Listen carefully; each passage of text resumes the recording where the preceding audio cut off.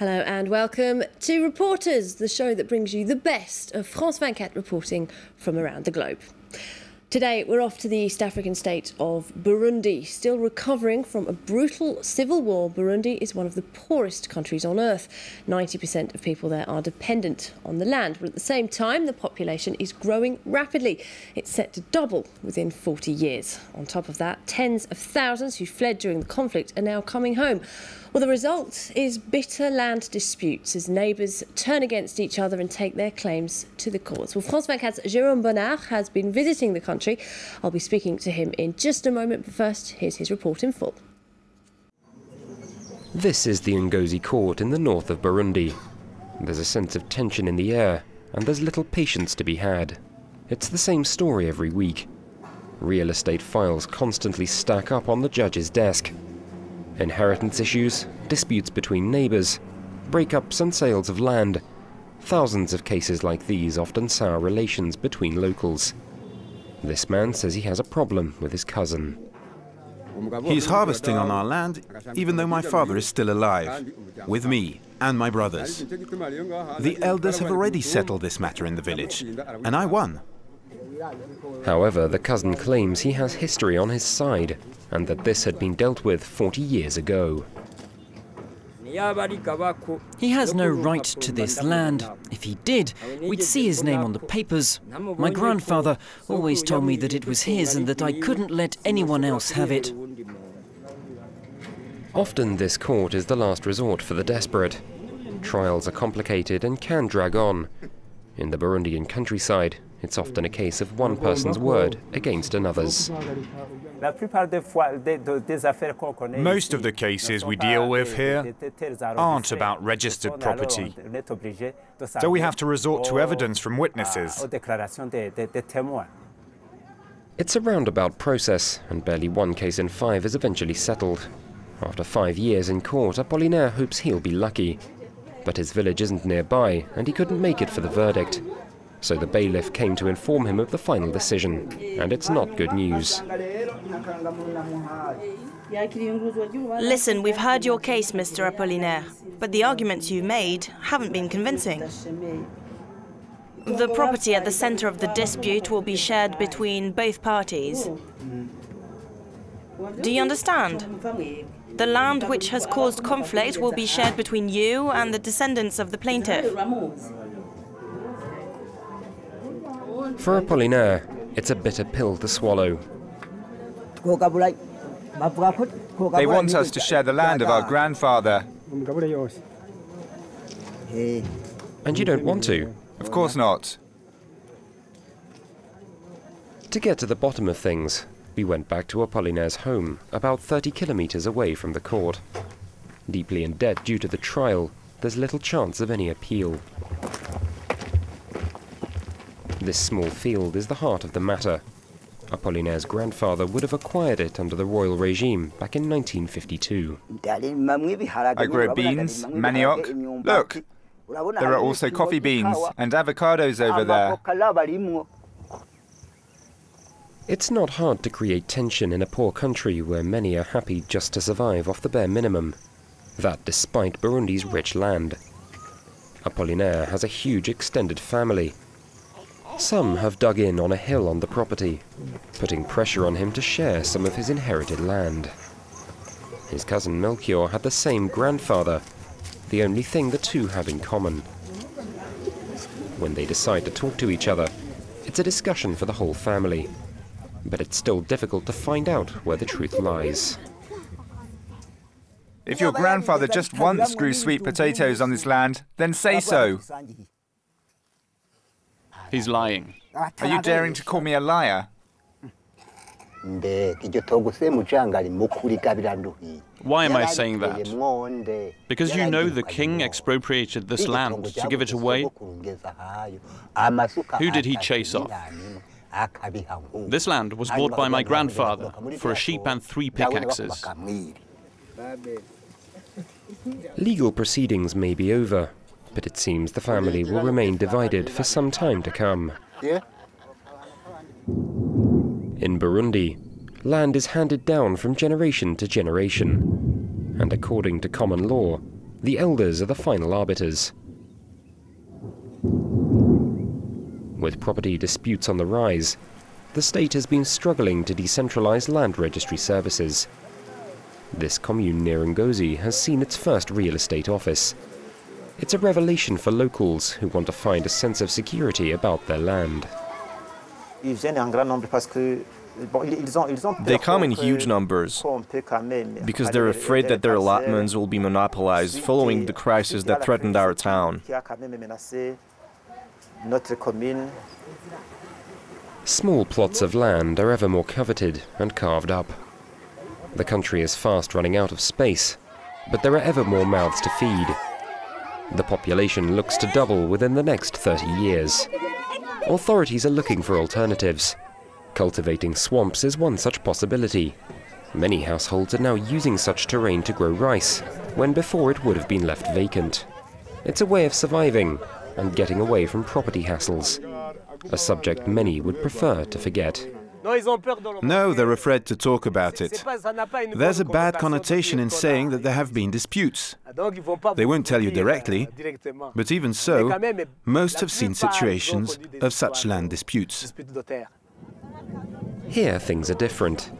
Disputes are a thing of the past. Men and women, brothers, sisters, cousins and neighbours have all left their villages to go into the fields to work the land together. Something almost never seen in Burundi. There are several hundred of them, and they can produce up to 5 tons of rice per hectare.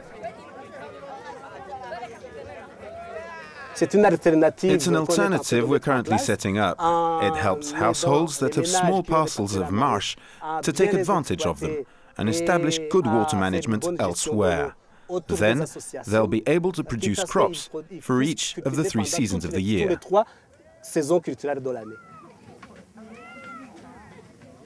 The aim is simply to have enough to eat, and if things go well, maybe even earn a little money from selling the surplus harvest.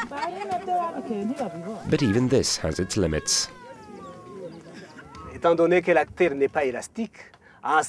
Given that land isn't elastic, at some point, if things continue like this, with such population growth, we'll eventually get stuck. What's necessary are ways of limiting births, and that, it's all political. Moreover, Burundi has another problem: the return of refugees, more than 500,000 of them across the whole country. This is Rumonge in Burundi's south, a town badly hit during 2 ethnic conflicts. Thousands died and even more fled into exile. Today, former refugees are coming home and they want back the land occupied by their neighbours or that was brought by others. A lot of them appeal to the National Commission of Land and Property, which handles disputes. With mediation, most cases can end with a negotiated agreement between the former occupant and the person who took over. Today, understanding is becoming more solid, and it's about sharing when the National Commission insists. Still, some 10% of negotiations fail, and that's when the state steps in. The Commission has to work with the administration, which is looking for empty areas in which to relocate the repatriated who have lost their land. The luckiest are those who end up in what are known as integrated villages around Rumonge. 568 families received a small hut with a garden and a few animals thanks to UN support. Safira is a widow and a mother of 6. An exile in Tanzania, she hadn't returned to her country for 30 years. Today, she has to work for others.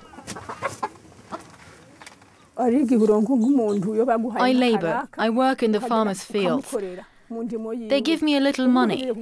With that, I try to get by with my children every day. Despite her willingness to work, it's not enough. She's still waiting for the half-hectare plot that she was promised. When I finally have this land, I'll be able to grow my own crops, plant new seeds, sell a little, and keep the rest to feed my family. Still, this village has been here for 2 years, and it seems the distribution of land is badly delayed. Food-producing blocks belong to the state.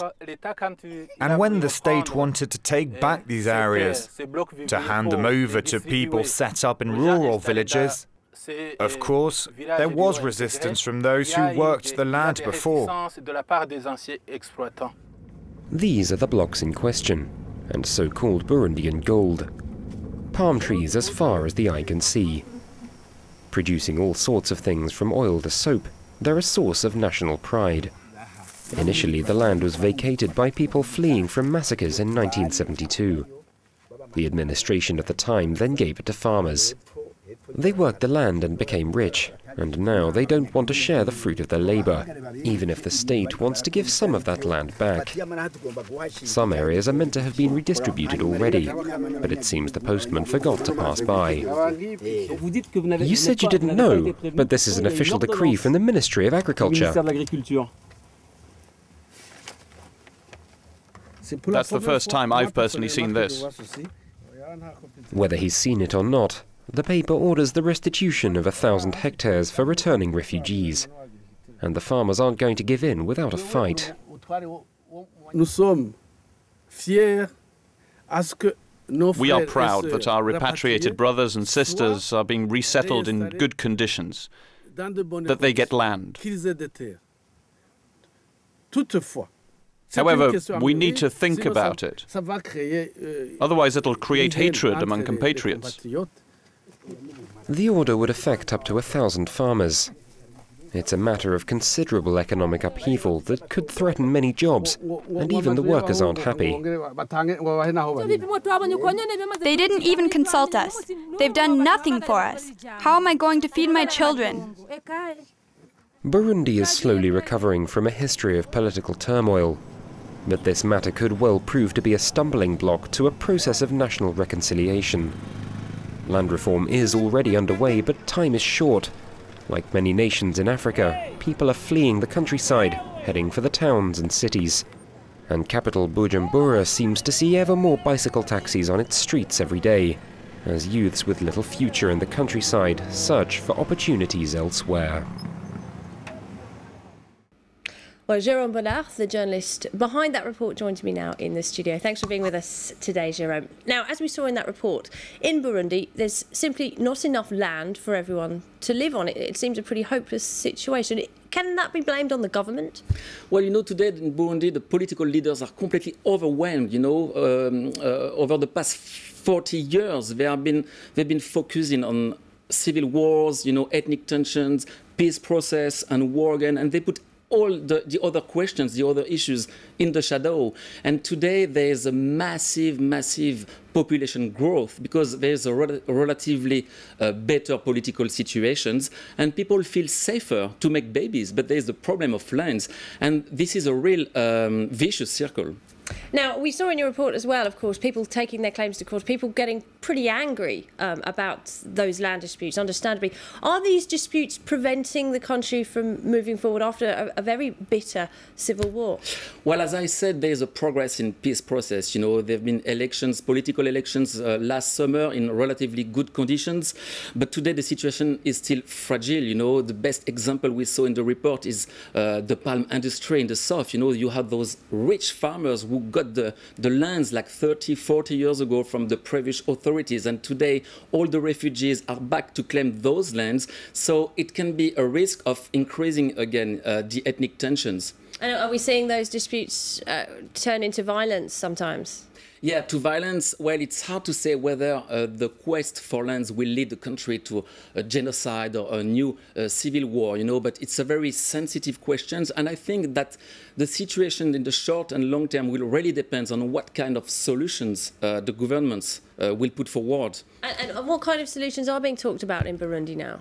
Well, in Burundi now there's a new law of property which should be voted very soon. Hopefully, there are a lot of expectations on that law, a law which could help to fight the population growth and also bring new services to decentralize the property offices. Because today the big problem is that the farmers in the campaigns in the countryside, they are not able to register their lands. So that's why we have a problem in the tribunals, because they don't have evidence to prove that that they actually own the land, and this can create conflicts.